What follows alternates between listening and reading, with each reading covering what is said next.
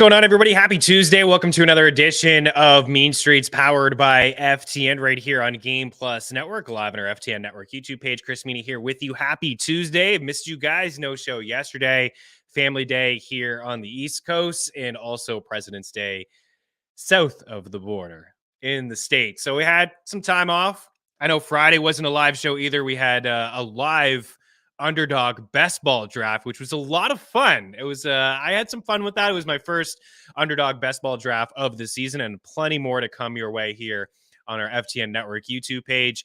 And one thing we did talk about over at underdogfantasy.com, promo code FTN. If you're unfamiliar, they'll match your first deposit 100% up to $100. Vlad Sedler has his underdog best ball rankings live on our FTNfantasy.com website, and we will have a lot of baseball coverage coming your way over the next little bit. It's quiet time as of right now in the NFL. I think free agency is March 15th, so we have a couple weeks to kind of dive into some of the free agents in the NFL.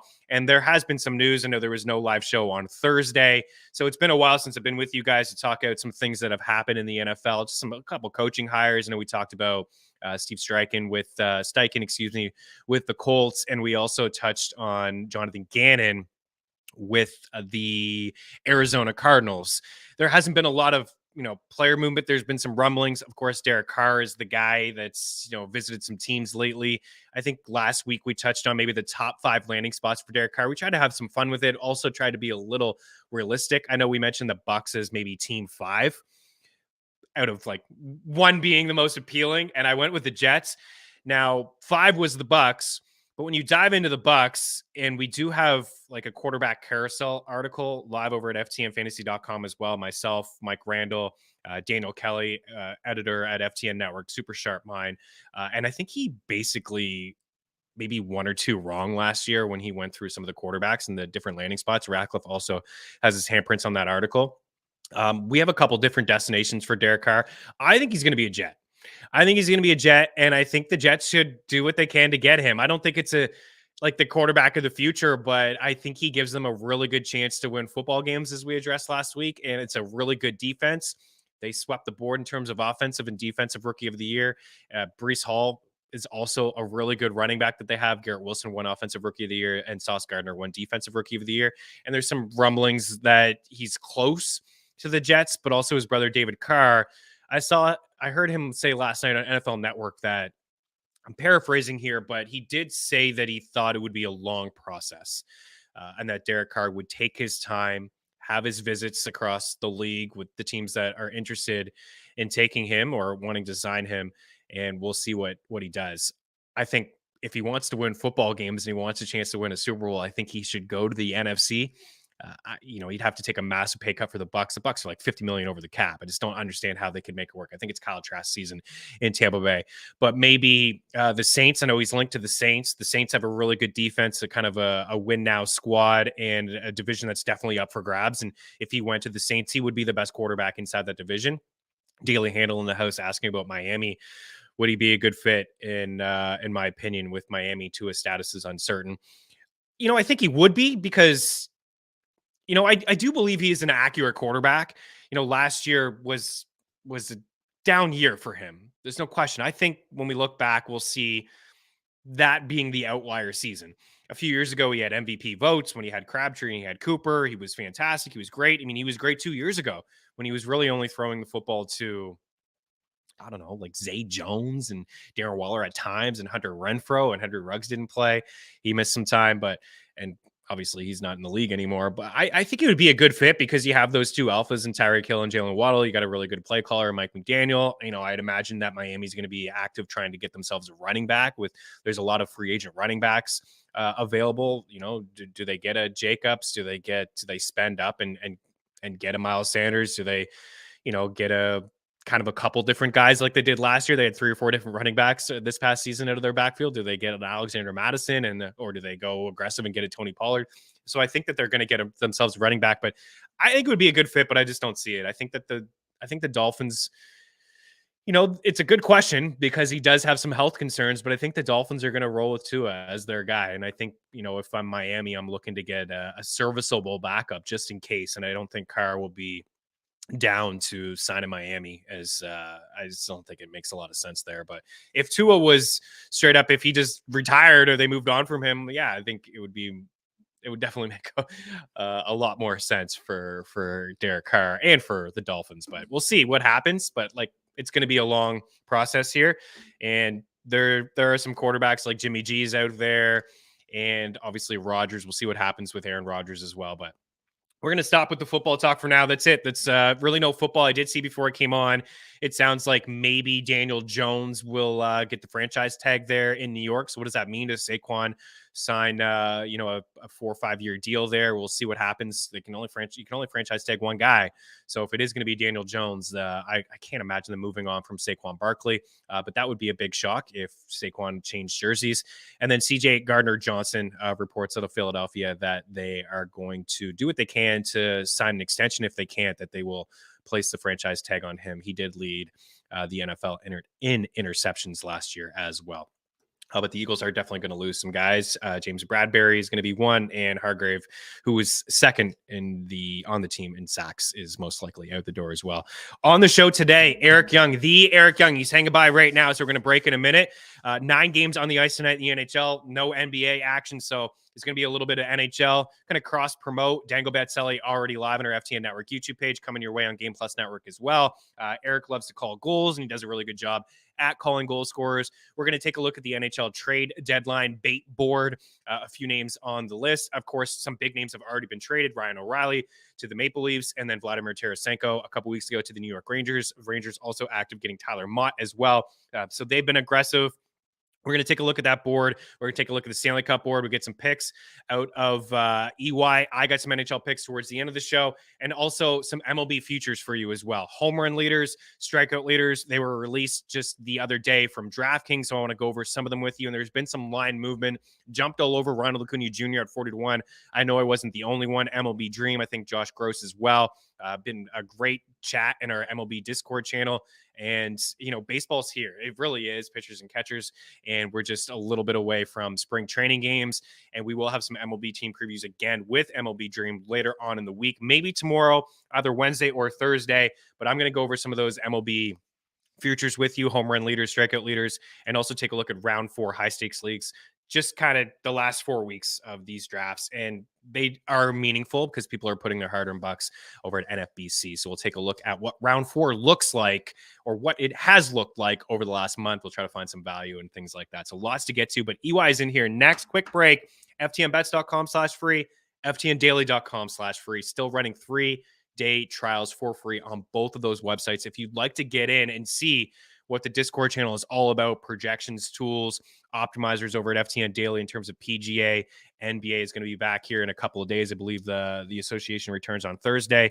And then, of course, we have NHL articles. Kenneth Lee has you lined up for tonight's 9-game slate in the NHL. And we're going to dive into that 9-game slate here next. Eric Young is in here. Keep her locked. Mean Streets continues on Game Plus Network.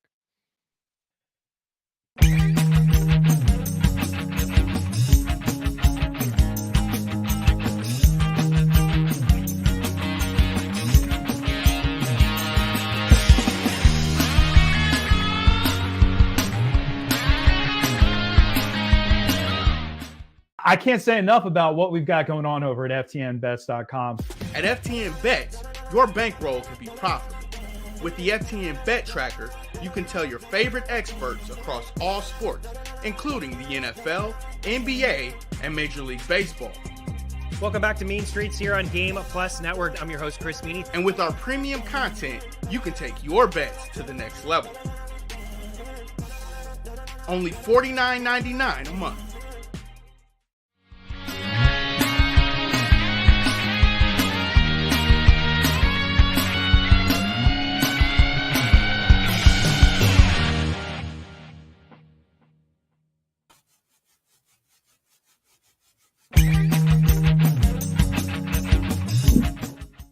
Use the tools the pros use at FTN. Our betting models run over 100,000 simulations of every game, with sides and totals in the NFL, the NBA, and more. Use the home run predictor to see who'll hit a bomb deep. Our NFL player projections will make you a DFS king. And the FTN Prop Shop always finds the best odds for your player props. All tools, projections, and models are powered by FTN Data.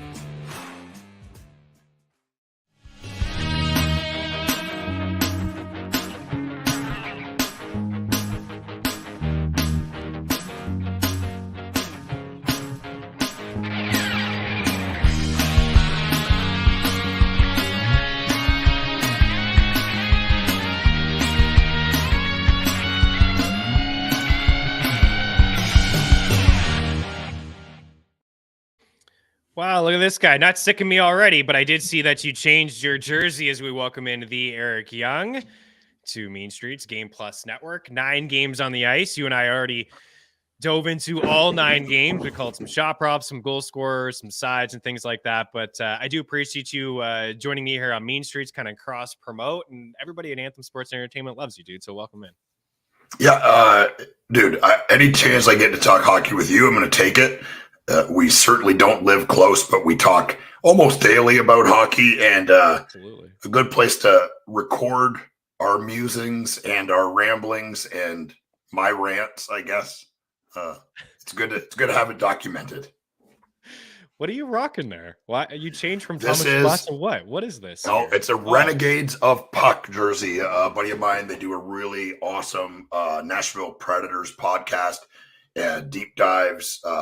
Crazy Charlie is the captain, the admiral of that ship. And if you're interested in a really cool kind of independent Nashville Predators podcast and video cast, and kind of they cover it all, and they rock it, man. They're just crushing content. I think they've got over 1 million views on some of their YouTube stuff combined, and they're just starting out. So it's a really cool thing, and they got really cool jerseys. Do they ever? Those are fantastic. We'll get into the 9-game slate maybe in the next block. I won't keep it too long. I do want to go over some Stanley Cup odds and maybe visit just a little bit of a preview for the NHL Trade Deadline, and something that, you know, on Dangle Bet Selly, we kind of touched on it earlier. And, you know, it is a betting show, but we talk a little bit of fantasy hockey, and you and I chatted. It's basically here, right? Trade Deadline is just 2 Fridays from now. And then, you know, fantasy hockey playoffs, you're in a head-to-head format. You're just maybe 3-4 weeks away, depending on your settings from your commissioner, until playoff time. So it is an exciting time to be an NHL fan. But you mentioned your Preds. Before we get into the trade board of what guys could be available, do you feel like Nashville will be aggressive at the trade deadline? Are they buyers? Are they sellers? Are they unsure? What do you think happens in Nashville over the next 2 weeks? I think there's going to be sellers. I don't think they're going to be aggressive sellers. And part of that is, who do they have to sell? I mean, you know, like nobody wants $8 million Matt Duchene. Nobody wants $8 million Ryan Johansson. I think Matthias Ekholm could be an interesting piece, but he's at a $6 million cap hit. And the reality is there's just lots of teams that don't have that kind of space. I don't believe the Predators are interested in trading those players away, and especially not trading those players away if they have to hold on to money, which, I mean, obviously for any of those players, that would be something that had to happen. This is, there's lots of talk in this city about that. I think it's probably a little too late, a little too little, and a little too much and a little too late. The reality is they had opportunities to move some of those players last season. And Saros went on this crazy run. Yay. And their gift was play the Colorado Avalanche in the first I thought they held their own, actually, despite not getting a W. I don't think there was any other team that put up as much of pushback as the Predators. And let's not forget, the Nashville Predators were playing with David Rittich, who got pulled right away. Yeah. And Connor Ingram was the starting goalie. Like, he was in the AHL and started most of the games for the Predators in that position. They were never going to beat Colorado. Was maybe the hottest team in the league. On paper, looked like they were going to win the Stanley Cup, and that's exactly what they did. So that was, by holding all their players, that was their present. They got to play the Colorado Avalanche. Daryl Sutter said it famously. You make it in the playoffs, and your present is that you get to play 4 games and get smashed by the Colorado Avalanche. So, and that's exactly what happened. And the Oilers smashed them too, right? In the Western Conference Finals. I mean, they just walked through everybody. But you're right. From a third string goalie, they actually hung around in a majority of those games in that first round. I'm taking a look at the, from cap friendly, the Preds, and you're also right. There's nobody here on expiring contracts that they can just ship out. No, I mean, they're in a really bad spot. They just signed Forsberg 8.5, so he's locked up for basically his life there in Nashville. Duchesne's got another 3 years after this one at 8. Ryan Johansson's got another 2 years left after this one at 8 as well. Mikael Granlund has 2 years left after this one at 5. And even Nino Niederreiter has another year left after this one at 4. So they probably just stand put. I wouldn't imagine they're going to do a whole lot. Let's take a look at this board here. I actually want to give some props to George, our guy. I don't think George could have done this 4 years ago before he met us. But now he's a big hockey fan, and he took the initiative to just find some pieces on the trade bait board. I think he may have gotten it from some sites. I give him some credit. He was able to find some of these players here, right? He has Timo Meier up at the top. He's an RFA. Interesting. He didn't play in the last game. Neither did Thomas Hertl.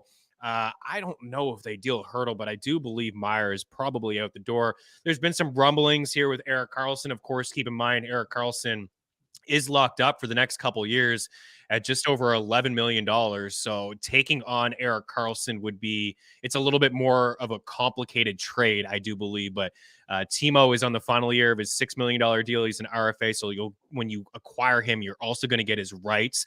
It's not going to come cheap. But as I mentioned, Hertl just signed a deal at like 8.1 last summer. But Erik Karlsson has 4 years left after this one at 11.5. I know he's been linked to the Oilers. Patrick Kane has been in the news lately. He had a hat trick against your Buds the other day. Jacob Chikrin hasn't played in a couple weeks. They don't want to risk him getting hurt, but he still hasn't been traded. And it's been tough to hold on to him in one of I'm in a couple leagues with you. It's been tough to hold on to him in a fantasy hockey format. Guys is not playing. Brock Besser, Tyler Bertuzzi, Max Domi, John Klingberg, Vladislav Gravikov is also not playing, and then Ivan Barbashev is on this list as well. Of course, we've already seen Ryan O'Reilly go and Tarasenko go. I want to get your thoughts on Ryan O'Reilly in a little bit, but is there anybody here on this list it's like, oh, wow. I mean, obviously Timo Meier, but what do you make of this list, and is there a team or two that you feel should be or will be aggressive over the next couple of weeks to maybe acquire one of these guys? I mean, someone like John Klingberg, right? Like, how many times during the season do you hear, we need a right-handed defenseman. We need a right-handed defenseman. We need a right-handed defenseman. John Klingberg, went to Anaheim, kind of bet on himself. We talked about it on Dangle Bet Selly early, and I certainly did. Anaheim might be the worst hockey team that we've seen in a decade. Like, they're just, it's just unexcusable. You know what I mean? I think the Dallas Eakins head coach experiment is over. The guy has had zero success in the NHL. Zero. Right? I mean, you couldn't win games with Connor McDavid and Leon Draisaitl. It's problematic. And now he's got, I mean, Anaheim is not built to win now, but there's no way they should be this bad. As a person that watches 250 to 300 games, I can tell you there is a distinct, visible difference watching Anaheim play. Nobody is interested in structure. Nobody is interested in playing defense, and nobody is interested in gap control. Puck carriers have 5 or 6 feet of space around them at all time. And if you know anything about the NHL or watch it, even on a semi-regular basis, you would be able to spot the difference. It makes me kind of sick to my stomach watching them play hockey, thinking about Trevor Zegras and Mason McTavish and Troy Terry and all these young, Frank Vetrano. There's all these young, good players. And they're going nowhere, man. They're going backwards, and they're creating a culture of losing, and it sucks. But Klingberg is a guy that he could help out price a lot tag. of teams. The fact that he's a right-handed defenseman is someone is going to massively overpay for him, and they should. He's a really good player, and I think on a good team, he could really make a difference. I know that the Columbus Blue Jackets are asking for the sun and the moon for Gavrikov. And it sounds insane for what they're asking, but someone will pay. Someone will pay that price for that kind of player for the playoffs. So it's crazy. Props to George for putting Barbashev and guys like that on the line. Barbashev is an interesting player too. He's a good player.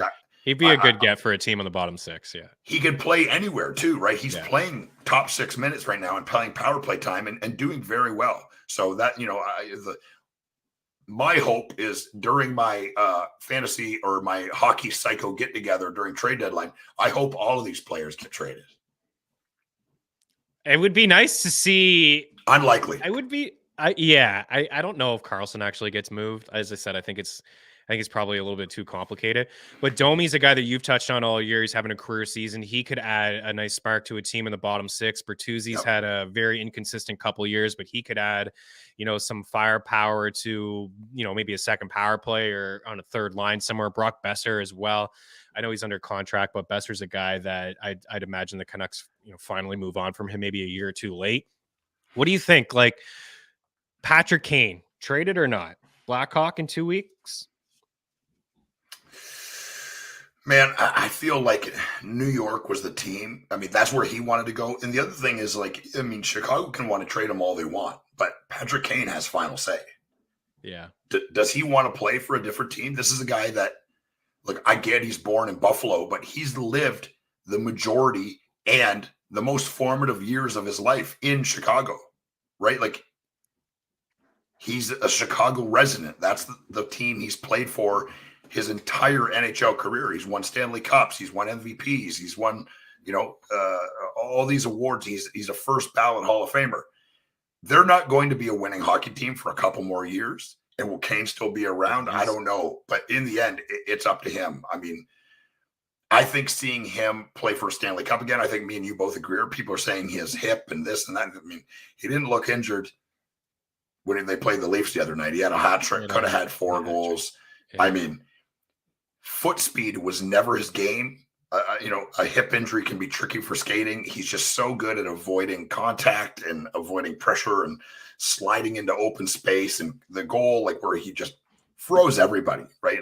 It's just who he is. His reputation is enough at this point to freeze people.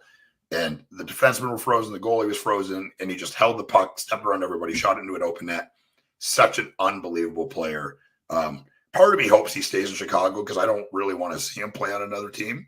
But the big thing is the salary cap, right? It's crippling because we thought it was going to be higher and COVID ruined that. Teams were paying players on a schedule and increasing money on a schedule where they were expecting the cap to go up. And then COVID happened and ruined all of our lives. And here we are where every team is up against it. And there's not a clear picture. That's the worst part is Bettman 1 week is saying, oh yeah, it's going to go up. And then he walks that back. So it's confusing for teams. And, teams like Toronto and whatever, they're just so up against it. How they get anything done is an absolute juggling thing. And that's the worst part about it is just no information to go off of where the money will be and what these teams can spend and what money they may have extra going forward. So it's really, really tough. There's a ton of teams. I mean, according to Cap Friendly, that are just up against it. You mentioned the Leafs. There's just a ton of, even the Oilers and the Lightning, the Panthers, Carolina. These teams are just right up against the cap. And of course, all the teams at the bottom have so much cap space and they're all brutal. Apart from Buffalo, they have a bunch of cap space. They could maybe make a move, but the Blackhawks and Red Wings are on a bit of a push. We'll see what happens with Dylan Larkin. He's not going to go anywhere, I don't think. But, the Ducks and the Coyotes, these are teams that have a bunch of cap space. The Wild got a little bit. I'm going to give you 5 teams, and I want you to tell me which team you think really needs to make a move to actually feel like they're a legitimate Stanley Cup contender. Maybe that's getting Timo Meier. Maybe that's getting, I don't know, a Brock Besser. There doesn't seem to be a lot of, we just showed the board. There's not a lot of game changers on that board. Maybe Patrick Kane, if he decides that he wants to, like you said, it's up to him. There's some rumblings that he wanted to go to the Rangers or the Leafs. Those are the 2 teams. And those 2 teams have already made moves. So maybe, they've already closed the door on Patrick Kane. I'll give you New Jersey, Dallas, Minnesota, Carolina. Which one of those 4 teams do you think any of those 4 will be aggressive, or should they be? I think Dallas and Carolina both should be. Dallas needs a top 6 scorer. I mean, who doesn't need a top 6 scorer? But I mean, Dallas really needs it. That Pavelski, Hintz, and Robertson line has been carrying this team for 2 years. But they've got a solid D-core. They've got decent depth in the bottom six, not scorers, but a bunch of reliable players. They got interesting players like Gurianov. We thought this guy was going to be a star, and he just disappeared, right? And he's not even playing. So and Mason Marchand hasn't really worked out for them either. Yeah, he comes on it in and out. You know what I mean? But there's no consistency there. I think Meyer to New Jersey, it's been talked about. I think that's the most likely place for him. Carolina doesn't really need anything, but they have the money because of Pacioretty being on long-term IR. So they have that money, right? Like they need a move. And that was their answer to scoring goals. Guys that can just get the puck on their stick and shoot it in the net. And I think Timo Meyer is that guy. So if I was Carolina, that's who I would be after. I'm very interested to see if the Carolina Hurricanes peter at rate. They're a juggernaut right now. They're just literally skating other teams into the ground. And I talked about it on Dango Betselli. Jay Fresh was on Dimitri's show. He talked about it, and me and him have been going back and forth the last couple of weeks about just the amount of skating and the amount of conditioning that you need all of your players to have for Carolina. Is it too much to ask to chip pucks in like they do and chase them and pressure guys all game, every game, and they get to the playoffs and they look like a different team? So it is going to be interesting to see. Dallas could win the Cup. I don't doubt that for a second. Carolina has been someone that I've talked about winning the Cup for 4 or 5 years, right? They need to get it done, and I think Mayo there, but New Jersey's in the hunt. The goaltending in New Jersey worries me a little bit. There's really been no consistency there, but they've got some real firepower. We'll take a quick break. I'll show the Cup odds, and we'll get a pick or two out of you before you get out of here. But yeah, the reason I brought up those teams, I mean, Dallas is leading the Central and Carolina's leading the Metro. You wouldn't think that either of those teams need anything to kind of get them over the hump, but Colorado has dealt with injuries all year long. If Dallas plays Colorado, we'd all give the benefit of the doubt to the Avs to beat the Stars, even though Dallas has got really good goaltending in that top line. But I would like to see personally, I think the Devils are very interesting because they have a lot of young pieces. And you and I have talked before when we debated between the Devils and the Rangers. We leaned with the Rangers. This is before they picked up Mott and Tarasenko, just because they had went to the third round last year. They kind of got that taste of losing with that core. And now they've added, and they have Shesterkin in net, which is, a lot more than we could say for anybody that they roll out in New Jersey between the pipes. And Vanacek has had a really nice season, but I feel like there's a lot of young players on that Devils team. Do they stay the course? Do they just stay the course? Hey, maybe we're a year too early to make the playoffs. Obviously that was their goal, but they got in this year. I mean, they're right there in terms of battling with Carolina for the division lead. They're going to have over 100 points. They're going to get to the dance, and a lot of those players are going to get to the playoffs for the first time. Do they be aggressive and trade one of their young pieces for a Timo Meyer and then lock him up? Hughes is a 100-point player playing with Sharon Govich and Zetterlund and Thomas Tatar. Imagine having a 40-goal scorer on your wing in Timo Meyer. So I think that they're very interesting. And I do believe Carolina needs another piece. Maybe it's down the middle because they get into these playoff matchups. To your point, maybe that dump and chase style doesn't work over time, but I feel like they get into these playoff matchups and they play tight, low scoring games, but they can't get that goal. When they need that goal, they can't get it. They can't get by Tampa, or they can't get by the Rangers to get that goal, or the Bruins, teams that they played before in the past, and they just haven't been able to squeak by. But they're so good, 5-5, and their structure is so phenomenal. It doesn't take a whole lot, but maybe just one or two, a little bit of a boost, maybe on line 3 or the second power player, somebody down the middle on that second line. And the Wild I put in there, I don't think they'll be super aggressive, but they desperately need goals up and down their lineup. There's no question. I think dead last in the NHL in goals for at 5-5 per 60 over the last 6 weeks, according to Natural Stat Trick. We'll take a quick break. UI, hang tight if you don't mind. Take a look at those Cup odds. Get your thoughts on Ryan O'Reilly, and we'll get a couple goal scorers out of Eric as well. We'll be back in a couple. Hang tight.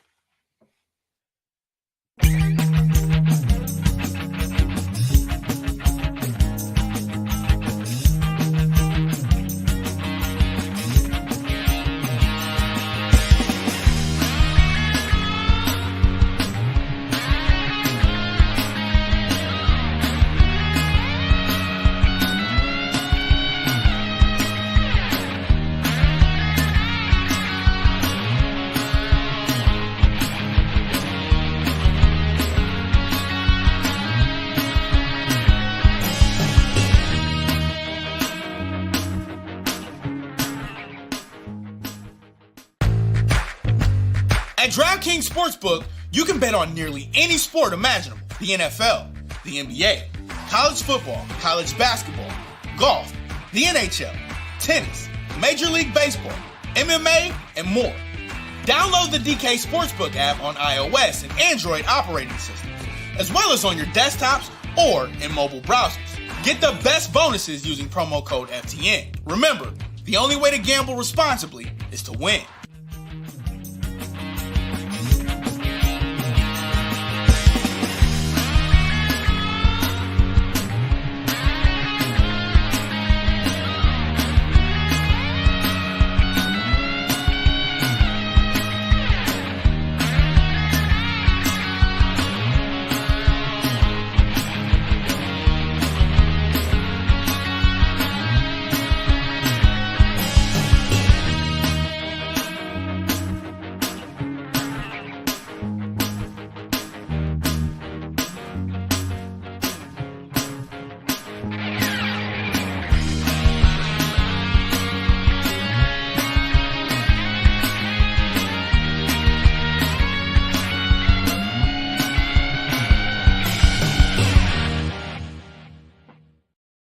Welcome back in. Daily Handle asks, if Kane does get traded, where does he go? I don't think he's going to get dealt.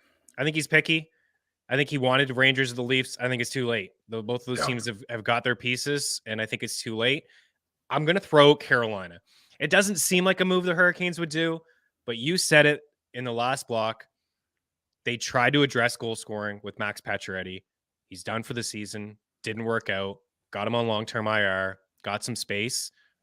Maybe they see O'Reilly to the Leafs. They see Tarasenko inside the division to the Rangers. The Penguins are always aggressive at the deadline. The Devils are young and upcoming. I think maybe I'll say, imagine him in a Carolina Hurricanes jersey. I think you would probably buy a Hartford Whalers Patrick Kane jersey. I might have to. My vote is Dallas. You know, the All-American hero line, him and Sagan would be, dude. I mean, yeah, it's not a bad second line. It's not a bad second line at all. You get a little bit of a giddy up in Sagan's step too, acquiring a guy like that. You heard it when the Leafs talked about it. Let's transition into there. And Quan, if we could show the Stanley Cup odds as well. The Leafs did move to 10-1 to win the Stanley Cup, 9-1 here, according to FanDuel. Prop Shop's your friend. You can get the best possible odds, save yourself a lot of time. Talk me through the Ryan O'Reilly deal, your thoughts when it happened. Is this the move that gets the Leafs over the hump? They have the longest active winless streak in the first round, 17 seasons. It's been since 2004. They've won 4 games in the playoffs. Does that move set them over the top? Ryan O'Reilly and Noel Acciari as well. Don't forget about him. He's a nice grinder, bottom 6 guy. He's got a lot of playoff experience as well and can kill a penalty or two and throws his body around quite a bit. What'd you make of those moves, and what do you make of the Leafs here at 9-1? Yeah, I knew that O'Reilly was probably going to be moved, but I didn't really think about Toronto. I think for me, I was kind of locked in on a left winger as kind of what they've needed to play on that second line with Marner and Tavares. And the big thing is like I just never saw them moving Tavares off of the center spot. Played center his whole life, has played center every game that he's played in the NHL. It's been at the center position. And I think O'Reilly, it's no secret, is better on draws, better on the forecheck than John Tavares is. But neither of them have overwhelming foot speed. You mean the thing from Tavares going all the way back to his OHL days was, did he have the boots to keep up in the NHL? And he's proven everybody that yes, he can. Both him and O'Reilly are just such cerebral players. They don't need the foot speed to keep up, right? They're just going to be where the puck – they know where the puck is going before it goes there, and they've proved that they can play at a high level. That second line, O'Reilly, Tavares, and Marner, I mean, go ahead and name a better second line in the NHL. Oh, wait. Like, yeah. And having center depth, you know, like it's a really, really good problem to have. You know, I think Jeff Merrick has said this a bunch on Sportsnet. Is like, you've never heard a team say, you know what, we have too many good centermen.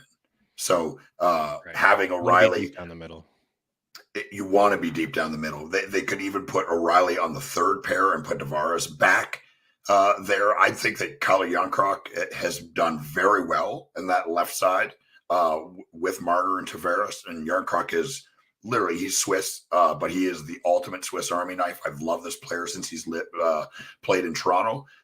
In my drunken stupor, I did order a Kyle Yonkrock jersey, which it has touchdown in the United States, so I should be getting it momentarily. So I can't. That's probably not the most random jersey that you've ordered either. Oh geez, I don't know. It's up there. It's up. Kyle Yarncroc Leafs jers's got to be pretty up there. It's up there. Jersey to purchase. It's way up there. But yeah, I mean the trade is great. That's the biggest trade I think that Kyle Dubas has ever made. That's like his one card he's got left, right? Like the changing of Babcock to Keefe. Keefe is his guy. He made the coaching move. He made the move of moving away a huge player in Kadri, which was more forced by Kadri's actions and his suspensions more than anything. I don't care what anybody says.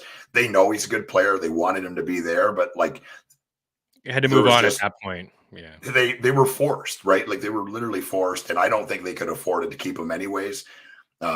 They obviously got hosed and they lost that trade in the biggest way possible. But this is a great move. This is a big move. And like you said earlier, don't sleep on Noel Chara. Bottom six depth and a guy that can play like that with a ton of playoffs experience and Stanley Cup rings. Valuable. It's valuable. I know it's conjecture and how you can't quantify it and it can't be measured, but on a team that has lost constantly in the first round, having a guy that has won, has gone deep on several occasions and has been noticeable and played like an absolute lunatic in the playoffs, Noel Chara is an awesome piece to have here as well.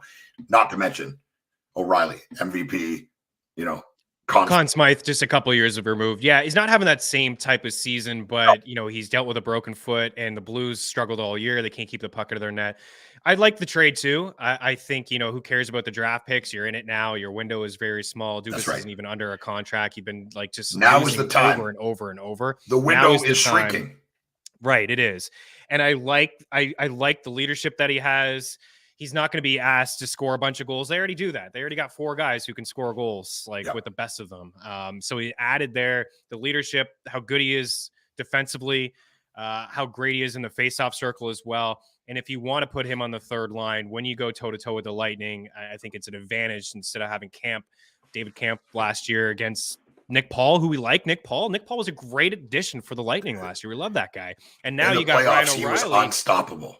Potentially as your third line center going up against him. And that is advantage Toronto as compared to last year's third line center. So I don't really love the bottom 6, but it got better whether they have O'Reilly on that second line, Achari in that bottom 6. They're tougher now to play against.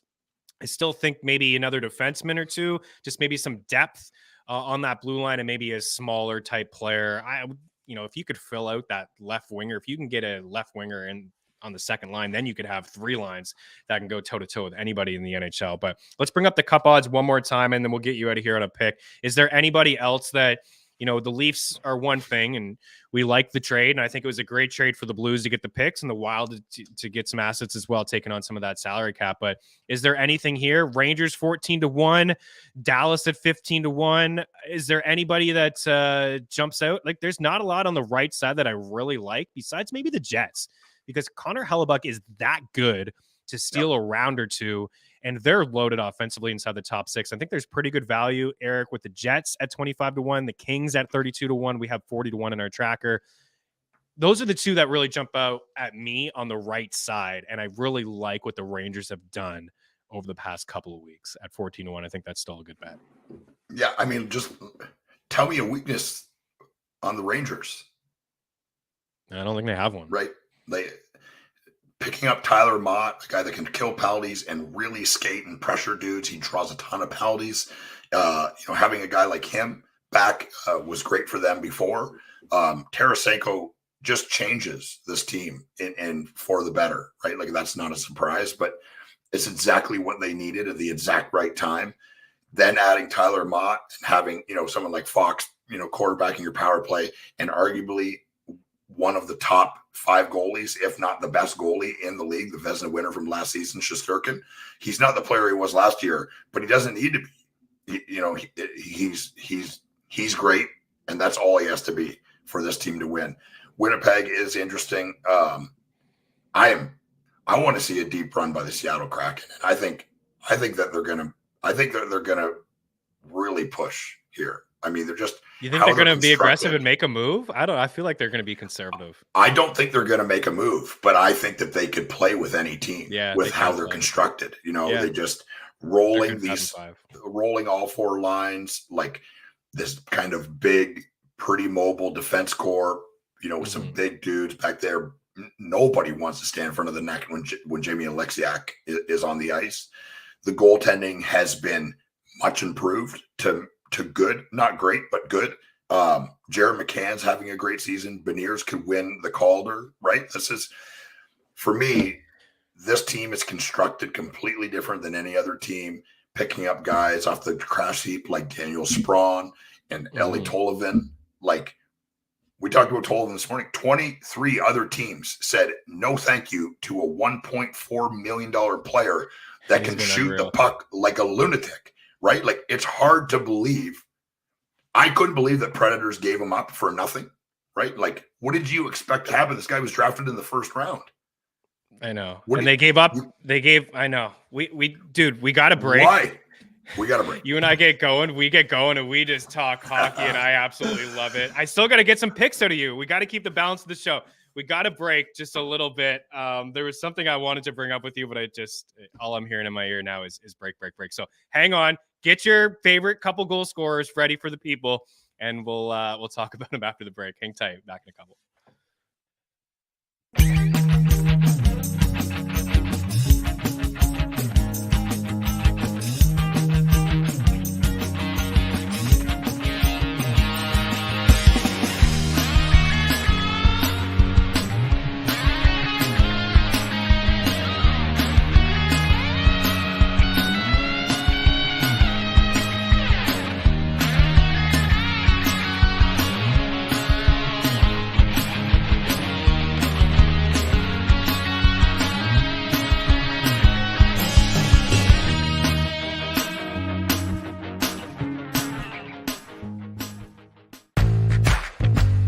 At DraftKings Sportsbook, you can bet on nearly any sport imaginable. The NFL, the NBA, college football, college basketball, golf, the NHL, tennis, Major League Baseball, MMA, and more.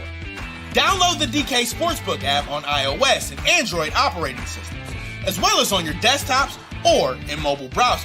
Get the best bonuses using promo code FTN. Remember, the only way to gamble responsibly is to win.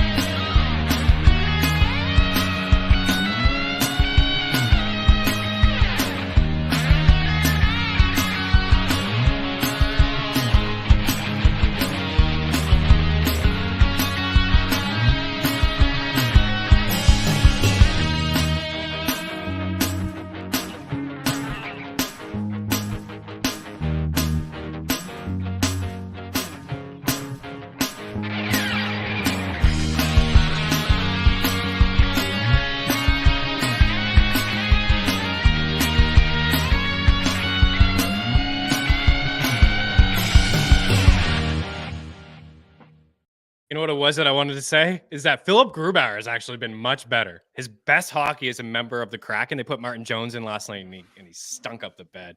Grubauer I picked up you and I, the Vegas Golden Knights are down to their third string goalie. So if you need some help, you weren't able to get Logan Thompson or Aiden Hill, or maybe you're not feeling Laura Brossoit like you and I actually are. Maybe Grubauer could help you out there a little bit. Okay, lots of action, 9 games.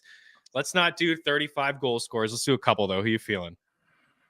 We said it on Dagobet Sally. For me, the guy that for sure scores tonight is Steven Stamkos. The Tampa Bay is rolling. He's the shooter on that power play, and Anaheim is, in my opinion, the worst team in the last decade. And there's a lot of competition there for bad teams over the last 10 years, but they're the worst. They're the worst I've ever seen. It's embarrassing hockey. Bad. I agree with that pick. Love it. I think there's a lot of lightning you could pick in that game. I like Brendan Hagel as well. I like Matt Duchene. Has been playing good. I mean, I guess I'm the Predators guy and this, that, and the other, but Vancouver is starting a guy that I've never heard of. And if I haven't heard of you, that's problematic for you because I'm a lunatic. I've never heard of this guy. 10 straight overs, 10 straight overs, at least 7 goals scored in 10 straight Canucks games. And a majority of that has been the puck in the back of their own net. Elias Pettersson's done a great job. I think he finds the back of the net. I like Kuzmenko. You got one or two more on the way out? And I'm going to back you. I believe you know more than I do about this stuff.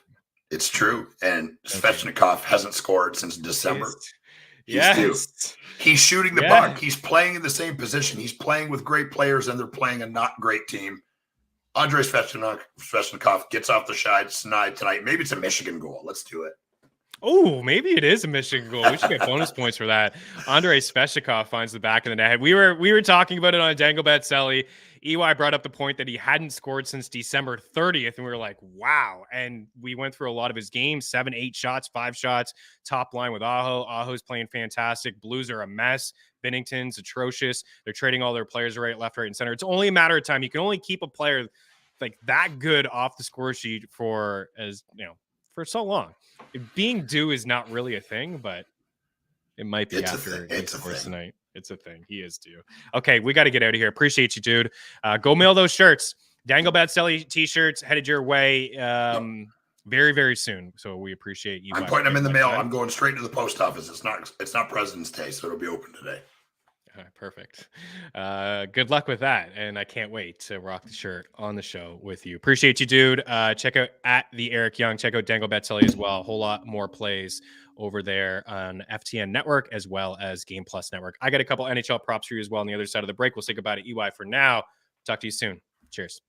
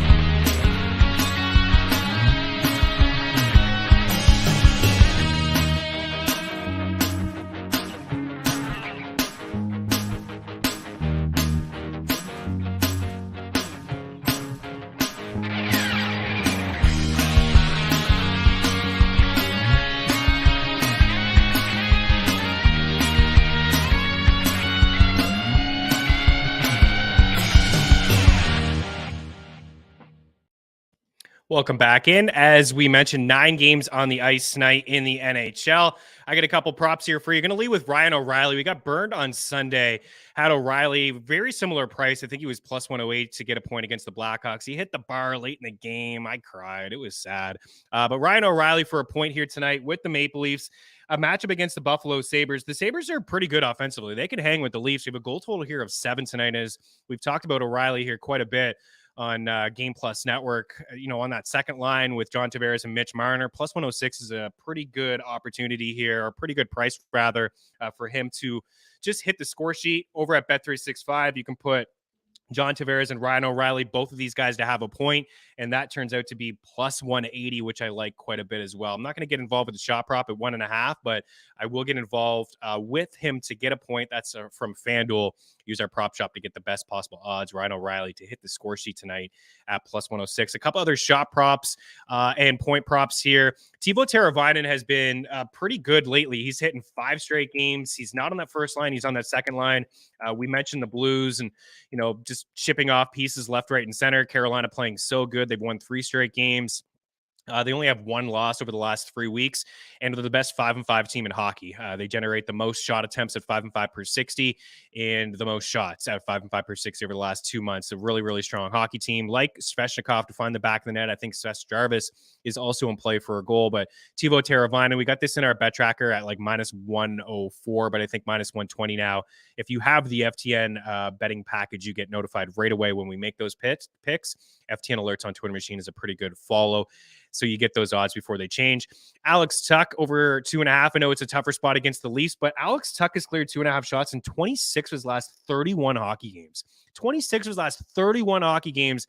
Alex Tuch over 2.5 shots. Michael Bunting to have a point at minus 108. Also like Bunting to have an assist. He's plus money to have an assist tonight. I do believe we will see 7 or 8 goals between the Leafs and the Sabres tonight.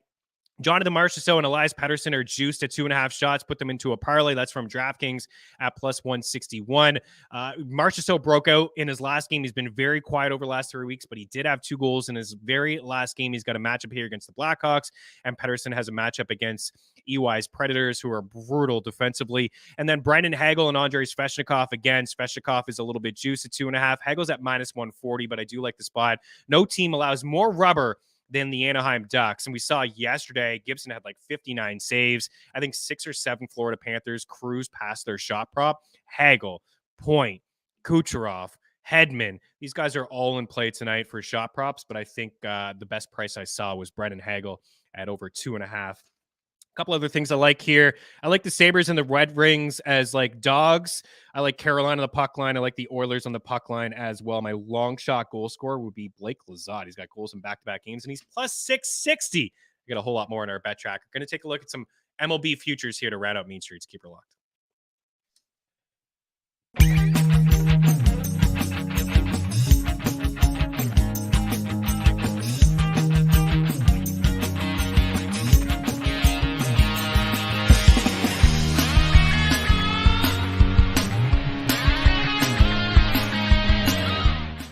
I can't say enough about what we've got going on over at FTNBets.com. At FTN Bets, your bankroll can be profitable. With the FTN Bet Tracker, you can tell your favorite experts across all sports, including the NFL, NBA, and Major League Baseball. Welcome back to Mean Streets here on Game Plus Network. I'm your host, Chris Meaney. And with our premium content, you can take your bets to the next level. Only $49.99 a month.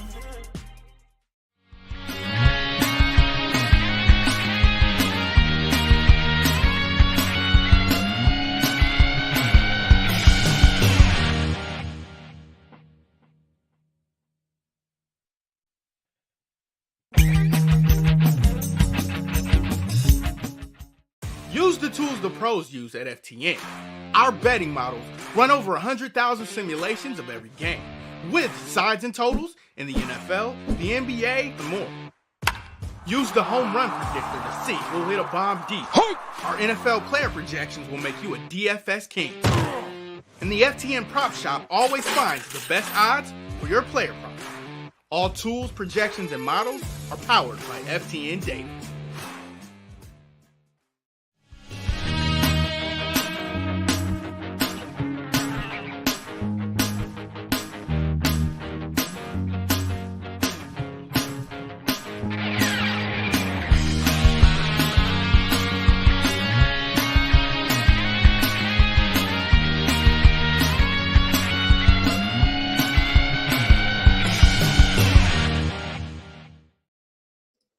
Welcome back in. Let's take a look at these home run futures. We'll have some guests a little bit later on the week to dive into them, but I wanted to bring it up early with you guys because some of these, we're going to lose the value right away. Like, for example, Ronald Acuna Jr. has actually moved from overnight to this morning from 40-1 to 28-1. So that number is not even available anymore, but I still actually like the 28-1. To lead the league in homers. I mean, this guy's an absolute stud. And last year he was limited, of course, coming from a knee injury, only played 119 games. He had 15 homers, but in 2019, he had 41 bombs. Like, he is just an absolute baller. He's so good. He should be probably 15-1, 16-1, in around that range. So I still think at 28-1, some pretty good odds. I think Julio Rodriguez at 40-1, some really good odds there. Manny Machado at 45-1, Bobby Witt Jr. at 100-1.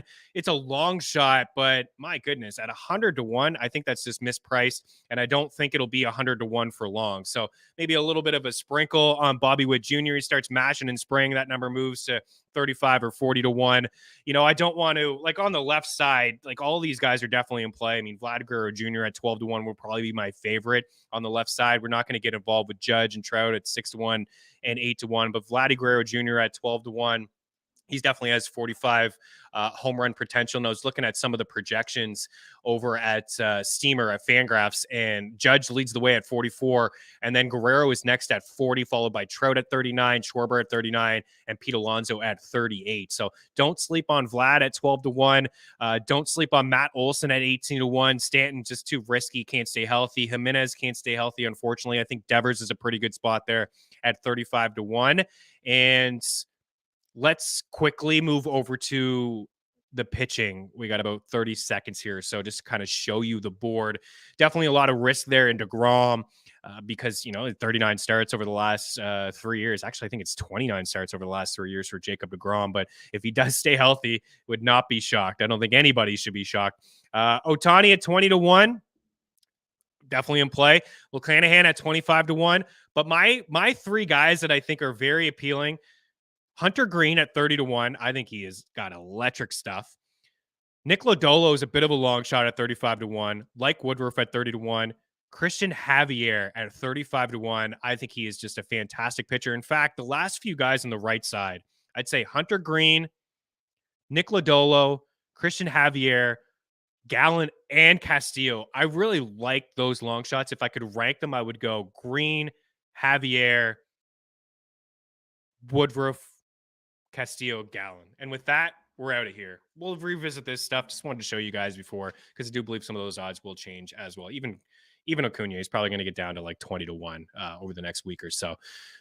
Have a good night on the ice, and we'll talk to you soon. Cheers.